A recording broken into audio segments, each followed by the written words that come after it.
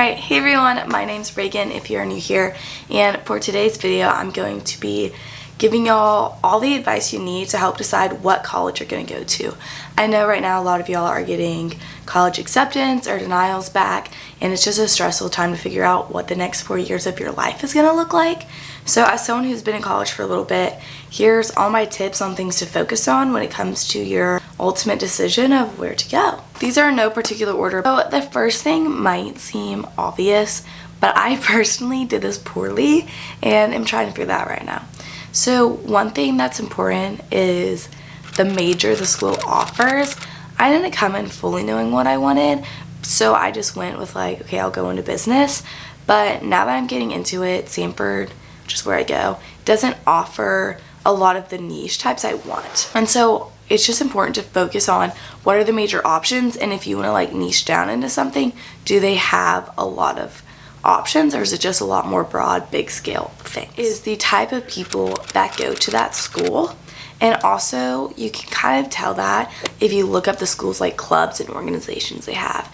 For me, there was one school I loved everything about the university itself, and when I toured, the students were on break, so I couldn't see the vibe, whatever. But once I started going through the clubs, I realized I'm like, as much as this is a great university, these type of people aren't the type of people that I could see myself having lasting friendships with, and the type of people I want to build a community with. That could be for like so many reasons, but just think about what type of people do you enjoy hanging around, and are these type of people here? And what clubs do you want to get involved in? Because obviously you have the ability to start a club. Let's say like you want to do an outdoors club. Is the school you're going to have the type of people that would want to join that if it doesn't already exist? You want it to be as easy as possible to click with people and find friends when you first get to school, and that's really hard to do if you pick a university that the personality doesn't match your personality and your drive and your work ethic and your idea of fun. And there's so many things I could go into, but just look into what the school has to offer and what type of people seem to go into that school and what type of people seem to leave that school. Also, this is like very beginning to narrow it down. Do you want to go to a large school or a big school? I toured both. I ended up at a small school, and I very much know the pros and cons of that. As far as a small school, here are some of the benefits of that. Is that you have a smaller student to faculty ratio, or student to professor. So with that, your class sizes will be smaller and you'll get to know your professors better.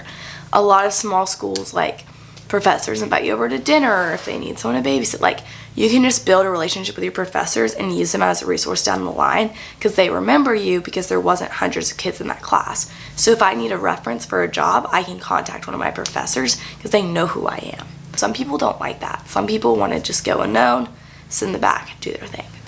So that's something that'll come with a small school.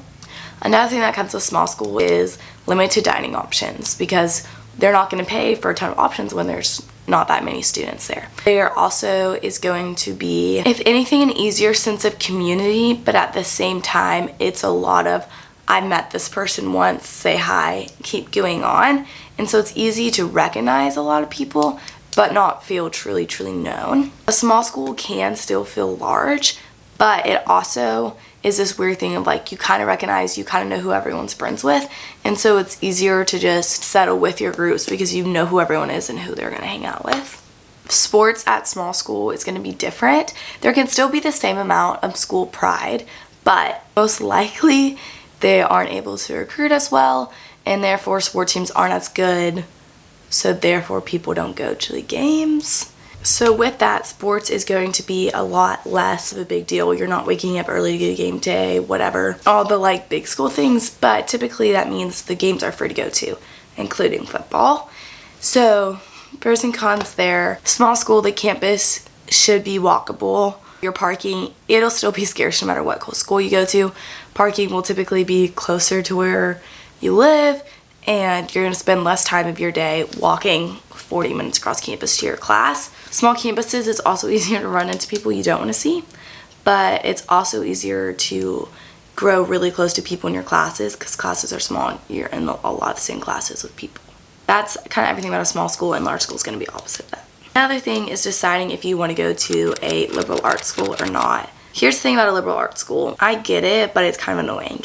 So what a liberal arts school entails is their ideal method is they want you to be a well-rounded student. So I'm a business student. I didn't start business classes till my second semester freshman year. So you're not going to immediately start in your major. You're going to have classes that everyone has to take. At every school, it's going to be different what you have to do, but I had to take history, English classes, you have to do like a writing class, a speeching class, you have to do society arts, a humanities. Like you have to get credits pretty much in every area to some extent. Everyone has to get. However, the one only pro that like I love about it, because I just like, some of those classes like are important to have the skills to do, but a lot of them I was like, for me personally, this is wasted time. However, that's how I met a lot of people, is because that's your chance freshman year to get to know people on your campus that aren't in your major. And for me, that led to some super sweet friendships. Just know if you're someone that just loves learning, liberal arts school is gonna be great. If you just want to get down to your major, I wouldn't necessarily suggest it, but it's not the end all be all. I chose a liberal arts school even though I didn't love taking those classes. It's something to consider. This is just things to look at within itself. If you're joining Greek life, what sororities are like, and also sororities at every college are gonna look very different. And no, it's like, do I want college experience to be based around a sorority? Do I want sorority to be a part of it? I'm going to school where sororities are huge, but I only want sorority to be part of it. Not everything. Do I want to pay the money for it? And there's just a lot of things like what type of sorority. Like I don't think I would have rushed if I went to a big school. Might have. I don't know, because I wasn't put in that situation, but I honestly don't think I would have. However, it's just very much a how much time do you want to commit to being in a sorority, and what type of environment of sorority life do you like? That's going to differ with every school you go to. You can find like a lot of YouTubes of like sorority events of people at different schools and universities and kind of see the vibe of it. And do you want to live in a big sorority house? Like what do you want? Because like I live in a sorority house, but it's basically a dorm. And so the small things of like what percent of students are involved in Greek life and what benefits come from it, and if it's a really, really large Greek life school, does that mean I'm only going to be friends with people in my sorority and I don't have an option to know other people? I kind of mentioned this earlier with big or small schools, but sports environment, I could not care less to go to a football game, so I didn't go to a big football school. Could I have gone to one and still enjoyed life? Yeah. But if you love football, probably don't go to a small school, because that's just like not the environment. Okay, this I feel like isn't talked about enough. Living requirements. I feel like it's a universal thing, live in the dorms your freshman year, but then you don't really think past it because you're trying to figure out how to set up your cute little freshman dorm, which is awesome. But once you get older, you're gonna regret not like considering this more as a big deal. Is living requirements. How long do you have to live on campus? What does it take to live off campus? At college, I have to live on campus till I'm 21. I turned 21 like 3 weeks into the school year, so I have to live on campus again my junior year, and I don't want to do that. And also look at the prices of all the housing on or off campus, but also with that, what off-campus housing options are there around the university, and what the on-campus options for upperclassmen look like. Because some people have like apartments and basically on campus, and those are the nice option, whereas like our freshman to junior dorms kind of all look the same. You can't really upgrade while living on campus, but you're stuck on campus. And so it's like as you're maturing and becoming more of an adult, your housing situation isn't really reflecting that. You aren't having a kitchen to cook your food. You're just like still stuck in the dining hall. So really look at, okay, realistically, I would love to live in a house junior, senior year. I don't know where I'm finding that, where I live, because I'm not really in a college town. So it's really hard to get a hold of one. I'm living in a college town, this is housing. If I'm living in a college that's just in a normal city that there's families in, housing options gonna look really different. I encourage you to look into that and kind of just think ahead. Next is the facilities. What do you want to have access to while you're at college? Most colleges have a ton of resources, whatever. Facilities isn't everything, obviously, but it is nice just being like, okay, like we have this area to go study in, or we have this place we can go play pickleball or basketball with friends, or just your hobbies, and be like, do they have facilities that suit that? Another thing to focus on is your ability to find employment after, and how much your university helps with that. Just look at the employment rate right after graduation for your degree at that school, because that kind of helps shows how respectable your college is, but also just how well they're getting you connected and prepared. So walk into jobs and getting y'all's names out there. Obviously, you have to put an effort to get the job, but super helpful if your school has resources for that. Another thing is to remember when you go to college, you're moving into your college, but you're moving into that city. So take aside the college. Is there stuff in that city that's fun and you enjoy doing, and do you enjoy the vibe of that city? You're gonna be there 4 years minimum. I really want to go somewhere really pretty where I could go hiking, go on runs, everything. My school is right by a running trail, and I also have like a state park 30 minutes away where I can go on beautiful hikes. Can I see myself enjoying this city and this town I live in?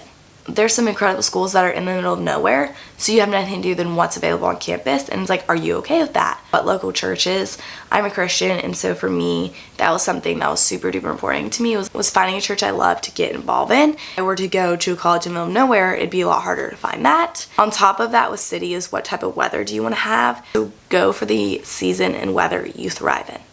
I wanted all 4 seasons. Seasons and weather affect your mood a lot more than you think. Like, are you able to go sit outside to eat with friends, or is it always going to be raining?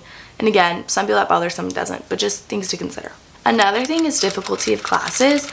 Some schools that are easy to get into still have really difficult classes. And so also just looking into the reputation of the school, how hard the classes are going to be, and the academic rigor you're about to get yourself into. Are you going to be bored? Are you going to be stressed out of your mind? Try to find the happy medium. This is important, and I've also been struggling with this since being in school, but do your AP, dual credit. If you took anything of the sorts in high school, what credits transfer? Look into, is what you're taking actually going to transfer, or did you just like work your butt off in high school and it didn't really like save you time in college? Do the people at the school match your morals? Do the people at the school match your vibe? Ultimately, it's up to you to decide that. Obviously, a huge thing I didn't talk about is financial. That's different for everyone, so I'm just not going to touch on that. But obviously, scholarships and what they offer is important. At the end of the day, I want y'all to find peace in knowing that you could go to multiple different colleges and end up okay. Now, would those experiences look different? Yeah. If you have 2 great options, you have 2 great options. And yes, would life look different at one than the other? But you're still going to end up in a great place that you're happy in. Don't overcomplicate it. Just know you can make most schools work, even if it doesn't fully match like what you fully wanted. No place is perfect. And I think it's really easy to overcomplicate it and be like, well, they don't have this and they don't have this. But like, going to school to get a degree. So what's going to set you up the best for your future, and what's going to provide you with the best type of friends and memories that you want to have. I hope that was helpful to y'all. If y'all have any other questions, please comment them down below. I would love to answer. Be sure to subscribe to my channel. I post long form videos every Sunday and shorts every single day. Be sure to check out this video right here, as YouTube thinks you're gonna like it. So be sure to watch it. Give this video a thumbs up if you liked it and you found it helpful. And I'll see you all next Sunday for another video. Bye!